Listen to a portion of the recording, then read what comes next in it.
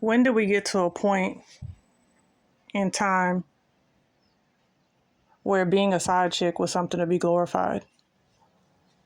When do we get to a point in time where being the other woman was socially acceptable, applauded, glamorized, recommended, pushed on by other women?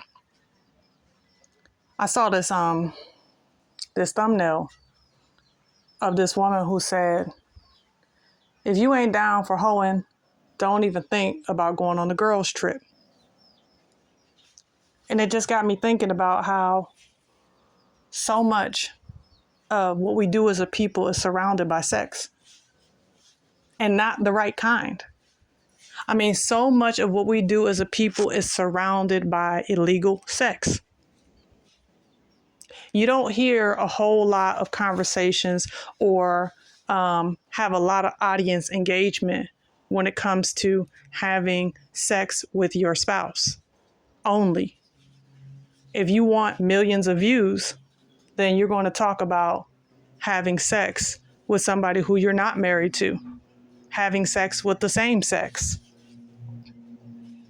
You're going to hear all of the controversial alternative sexual relations in not a way that is negative, but in a way that is glamorized.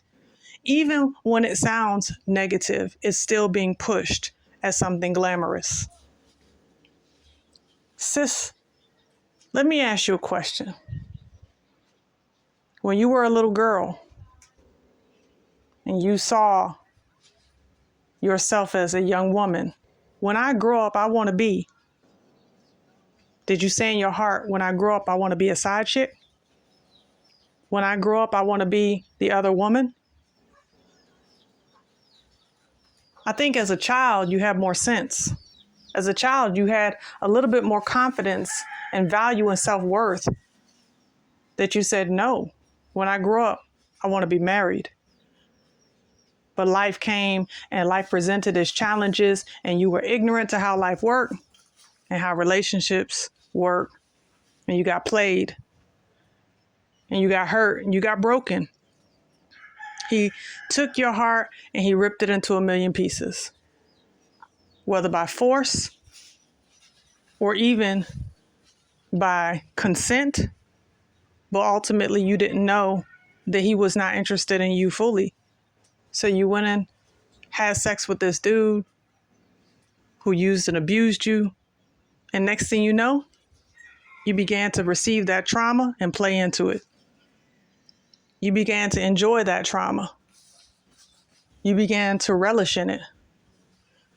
What you didn't realize is that that same trauma happened to your mom. And your mom secretly was hoeing in the back. You didn't know what she was doing was going to come off into you from one generation to the next. I'm speaking to my sisters because if you ask any dude out here, for the most part, you got some dudes that are into polyamory, but for the most part, a man is not going to accept a woman who is treating him like a side dude. He's not trying to be the side dude. You do have some brothers out here that don't mind being the side dude to married women because they know that they don't have to have any accountability to her. So they can just get it and they can move on. But in terms of how most men operate, most men don't mind cheating, but they do mind being cheated on. But how is it that you're okay with being cheated with? How is it that you're okay with being the one who the man is cheating with? Don't you realize that when you are sleeping with another woman's husband, that you're sleeping with her? Don't you realize that you are taking parts of her soul inside of you? This is why you are confused. This is why you're walking around and don't understand why it is that you got so many different personalities on the inside of you. Because every time you lay down, you're picking up someone else's personality. You're picking up someone else's spirit. And then you're walking around schizophrenic. But this thought culture is telling you that this is perfectly okay. This is fine. It's okay for you to be the side chick. Because being a side chick today is like being the main chick. And it's not. Because for one thing, why even allow yourself to be considered a chick? You see, back when I was growing up, they had a song, they're going, walk, walk, chicken head. They called a woman a chicken head. Chick is short for chicken head. Somebody who a man devalues. Somebody who a man can just pump and dump. A lot of y'all don't realize that that's all that you're looked at by that man who sits there and lies to you and tells you he's going to leave his wife, tells you that he loves you, tells you he's going to buy you all these things, and he might buy you things, but he doesn't love you.